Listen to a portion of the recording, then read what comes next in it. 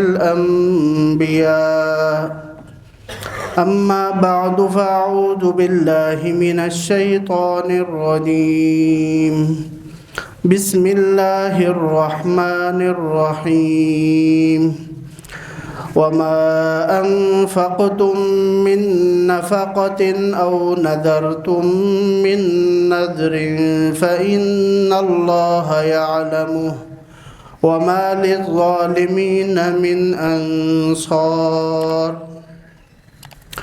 إن تبدوا الصدقات فنعما هي وإن تخفوها وتؤتوها الفقراء فهو خير لكم ويكفر عنكم من سيئاتكم والله بما تعملون خبير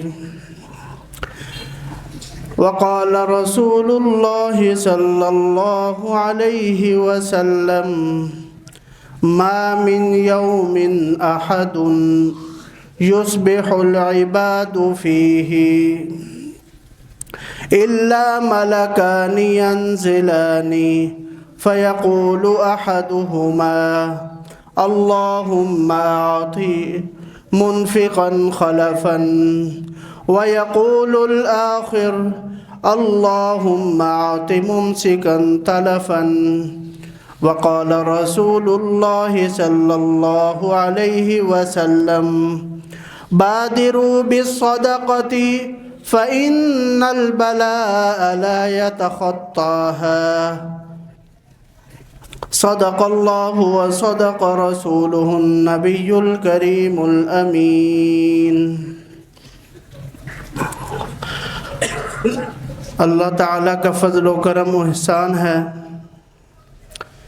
کہ اس نے ہمیں اپنے در کی حاضری نصیب فرمائی۔ دعا فرمائے اللہ تعالیٰ ہماری اس حاضری کو اپنی بارگاہ میں قبول فرمائے، مجھے حق سچ کہتے ہوئے ہم سب کو اس پر عمل کی اور اس کی دعوت کی توفیق نصیب فرمائے۔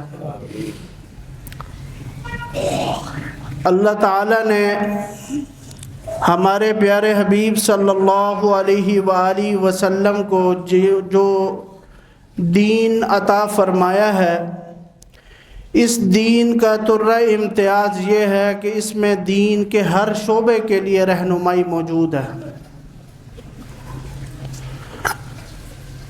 1450 سال گزر چکے ہیں، آج تک دین سے رہنمائی لی جا رہی ہے۔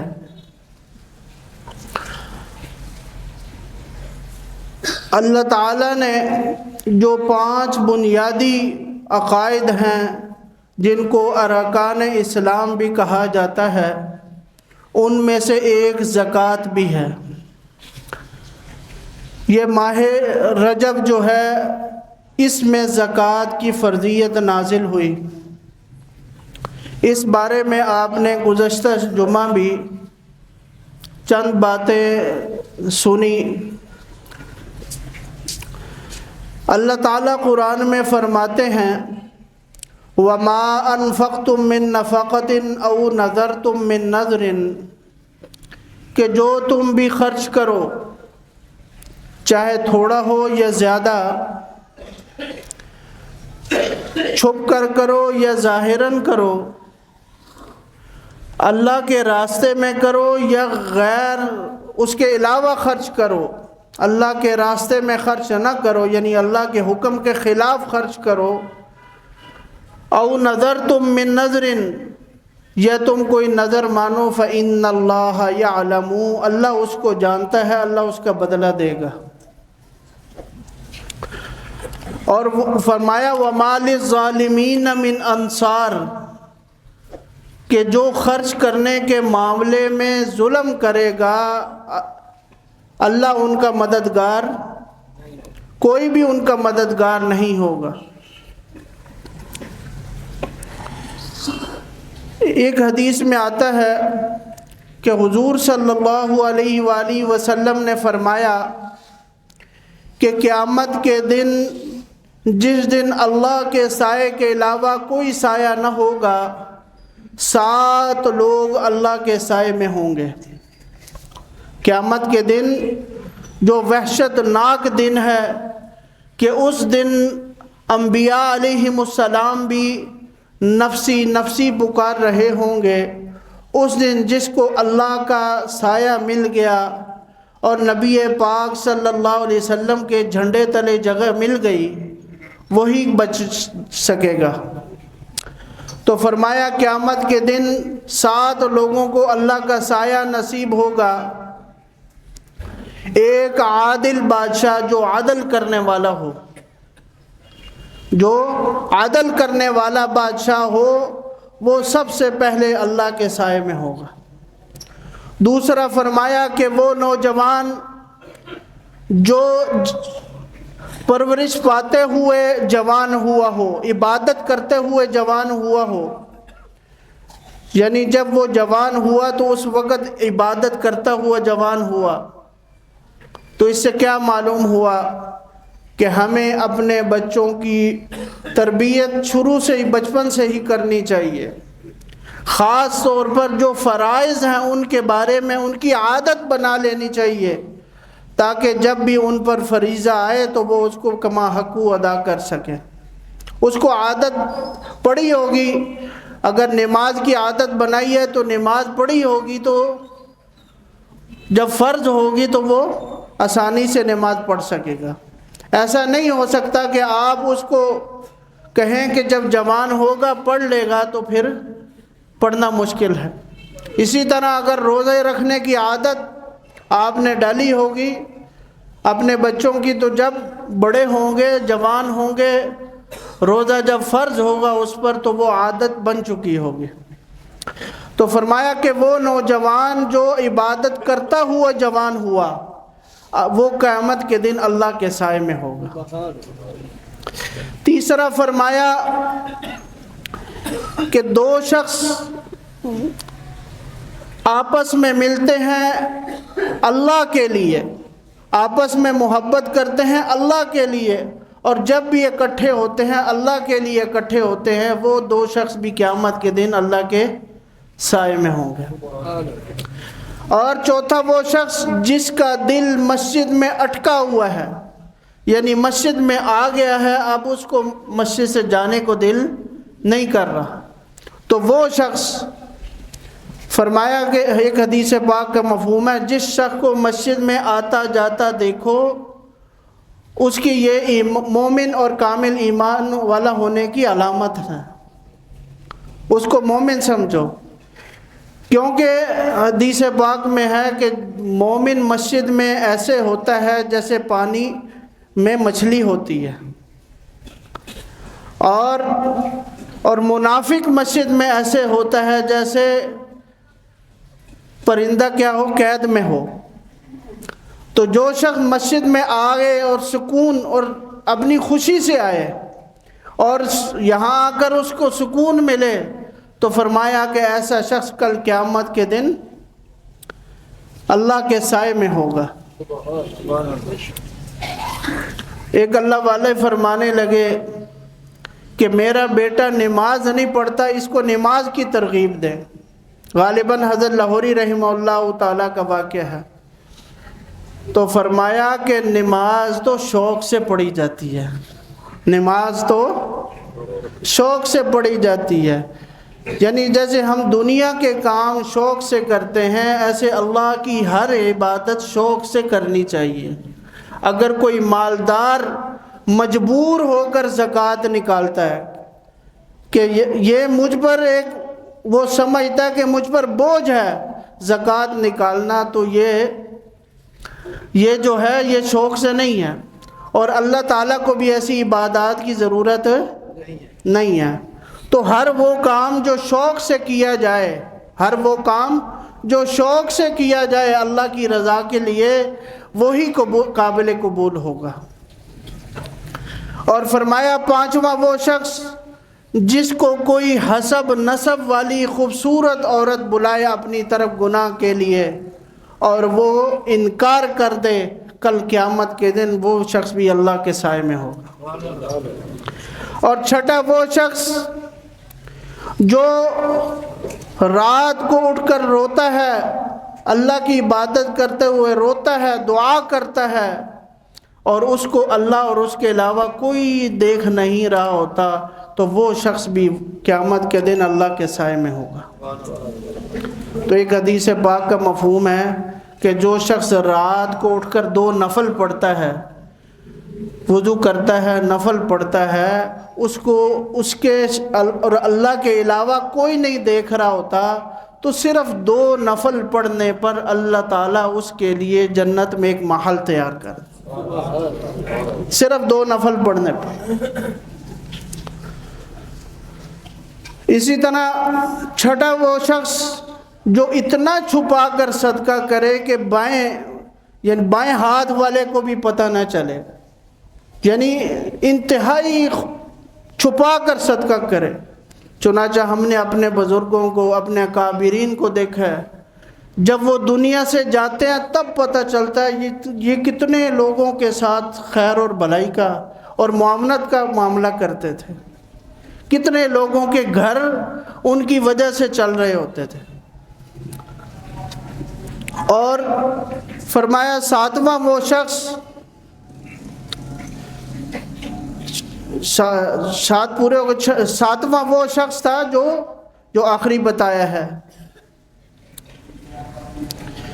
تو یہ 7 آدمی جو اللہ کے سائے میں قیامت کے دن ہوں گے۔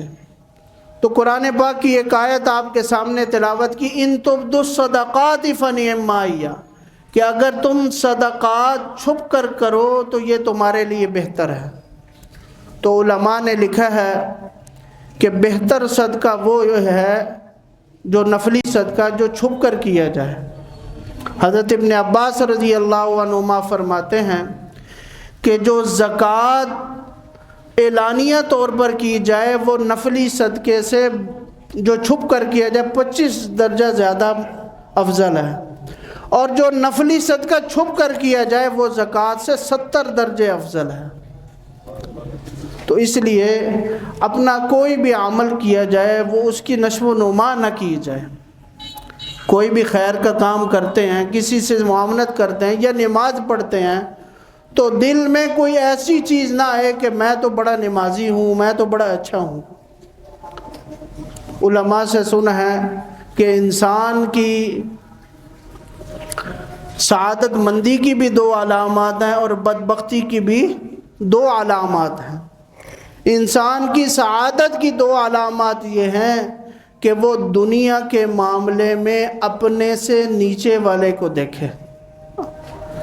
دنیا کے معاملے میں سعادت مندی کی علامت کیا ہے کہ دنیا کے معاملے میں وہ اپنے سے نیچے والے کو دیکھے کہ اللہ کا شکر ہے مجھے اللہ نے اتنا کچھ دیا ہوا ہے، مجھ سے کتنے لوگ ایسے ہیں جن کو یہ سہولتیں بھی میسر ہے۔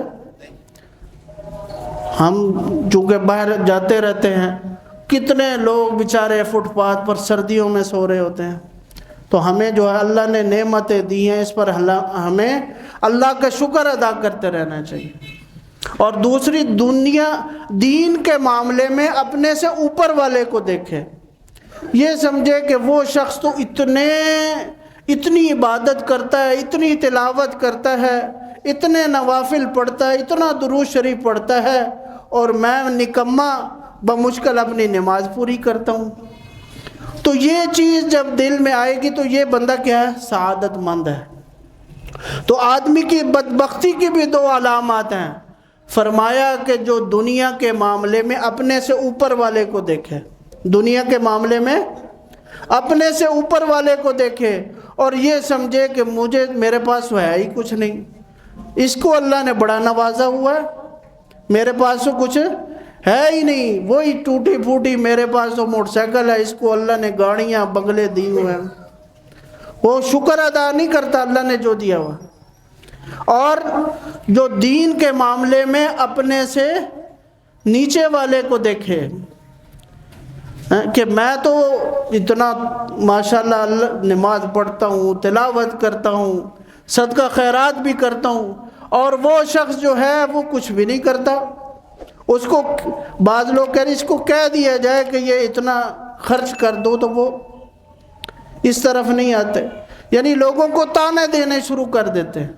تو فرمایا کہ دنیا کے معاملے میں جو اپنے سے اوپر والے کو دیکھتا ہے وہ بھی بدبخت ہے، اور دین کے معاملے میں جو اپنے سے نیچے والے کو دیکھتا ہے وہ بھی کیا ہے؟ بدبخت ہے۔ تو اللہ تعالی ہمیں سعادت مند لوگوں میں سے بننے کی توفیق عطا فرمائے۔ اسی طرح حضرت ابن عباس رضی اللہ عنہما کی روایت ہے، جیسے کہ میں نے ایک روایت آپ کے سامنے پیش کی، فرمایا بادروا بالصدقۃ، صدقہ دینے میں جلدی کرو، فإن البلاء لا يتخطاها، کہ صدقہ جو ہے یہ بلاؤں کو ٹالتا ہے، بلاؤں تک پہنچنے ہی نہیں دیتا، یعنی بلائیں پھاند کر نہیں پہنچ سکتی، صدقہ درمیان میں آ جاتا ہے۔ اور ایک حدیث پاک کا مفہوم ہے کہ صدقہ جو ہے وہ آگ کو بجھاتا ہے۔ صدقہ کیا ہے؟ آگ کو بجھاتا ہے۔ تو یہ صدقہ جو ہے وہ کرتے رہنا چاہیے۔ اور جو شخص ایک بزرگ فرمانے لگے، جو شخص یہ چاہتا ہے کہ میرا کاروبار چلتا رہے، اس کو چاہیے کہ وہ صدقہ تھوڑا تھوڑا دیتا رہے، چاہے تھوڑا ہی دے دے، 10 روپے 20 روپے روزانہ صدقہ دیتا رہے، کیونکہ حضرت ابو کبشہ رضی اللہ عنہ کی روایت ہے کہ رسول اللہ صلی اللہ علیہ وسلم نے 3 چیزوں کی قسم فرمائی، 3 چیزوں کی قسم فرمائی، ان میں سے پہلی چیز یہی فرمائی کہ صدقہ دینے سے مال کم نہیں ہوتا۔ اللہ کے حضور صلی اللہ علیہ وسلم، اللہ کے نبی صلی اللہ علیہ وسلم صرف فرما دیں تو وہ حق سچ ہے، قسم اٹھانے کی ضرورت نہیں، لیکن آپ نے امت کی اطمینان اور تسلی کے لیے قسم دے کر فرمایا کہ صدقہ دینے سے مال کم۔ قرآن پاک میں خود اللہ تعالیٰ فرماتے ہیں یمحق اللہ الربا ویربی الصدقات، کہ اللہ جو ہے وہ سود کو ختم کرتے ہیں اور صدقات کو بڑھاتے رہتے ہیں۔ جب یہ آیت نازل ہوئی کہ اللہ تعالیٰ 1 روپے خرچ کرنے پر 700 گنا عطا فرماتے ہیں، تو آپ صلی اللہ علیہ وسلم نے اللہ تعالیٰ سے دعا کی، یا باری تعالیٰ میری امت کے لیے اور اضافہ فرما دے۔ تو اللہ تعالیٰ نے پھر نازل فرمایا واللہ یضاعف لمن یشاء، کہ جو جتنے اخلاص کے ساتھ خرچ کرے گا، جتنا چھپ کر صدقہ کرے گا، فرمایا اللہ اس کے لیے اتنا زیادہ بڑھا دے گا۔ تو جو شخص 1 روپیہ اللہ کے راستے میں رمضان المبارک میں 1 روپیہ اللہ کے راستے میں خرچ کرتا ہے تو اس کو 49 کروڑ روپے خرچ کرنے کا ثواب ملتا ہے۔ تو اللہ کے راستے میں خرچ کرنے کی اپنی عادت بنانی چاہیے، اور اپنے بچوں سے بھی، ہم نے اپنے بزرگوں سے کو دیکھا ہے کہ وہ بچوں کو کہتے کہ یہ آپ اس کو دے دو۔ بچوں کو عادت ڈالنی چاہیے، گھر میں آپ بے شک صدقے کے لیے اپنا کوئی گلہ وغیرہ رکھ لیں، فنڈ باکس جس کو کہتے ہیں، اس میں رکھ لیں، صدقے کے طور پر اس میں بچوں سے کہہ کے ڈلواتے رہیں۔ اور پھر کسی بھی خیر کے کام میں کوئی آپ کی رشتہ دار ہے جو محتاج ہے، ان کو خود دے دیں، یا کسی بھی خیر کے کام میں ہر مہینے خرچ کریں۔ تو جو شخص روزانہ نہ دے سکتا ہو وہ اپنے گھر میں یہ معمول بنا لے۔ تو ایک شخص کے بارے میں آتا ہے تو وہ کہتا ہے کہ میرے پاس جو ہے میں بہت تنگ دست تھا، تو میں ایک اللہ والے کے پاس آیا اور اسے کہا کہ میرے لیے دعا کریں، میرے لیے تو زمین تنگ ہو گئی ہے، قرضوں پر قرضے چڑھ رہے ہیں۔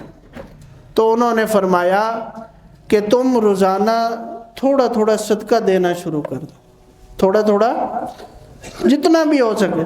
تو وہ کہتے ہیں کہ میں نے روزانہ صدقہ دینا شروع کر دیا، اور کچھ ہی مہینے گزرے تھے کہ اللہ نے میرا سارا قرض ہی اتار دیا۔ اور اسی طرح حدیث پاک کا مفہوم ہے کہ صدقے سے اپنے بیماروں کا علاج کیا کرو۔ آپ دیکھتے ہیں کہ کوئی ایسا مرض لاحق ہو گیا ہے کہ ڈاکٹروں کے پاس جا کے تھک گئے ہیں، علاج کروا کے تھک گئے، تو صدقہ دے دیں۔ صدقہ دینے کی کوشش کریں. تو اللہ تعالی ہمیں اپنے پیارے حبیب صلی اللہ علیہ وسلم کے فرامین پر پورا یقین نصیب فرمائے. اور یقین کے ساتھ جب بندہ عمل کرتا ہے تو وہی عمل اللہ کے ہاں قبول ہے. اللہ تعالی ہم سب کو عمل کی توفیق نصیب فرمائے. وآخر دعوانا ان الحمدللہ. انوار ختم نبوت ٹرسٹ پاکستان.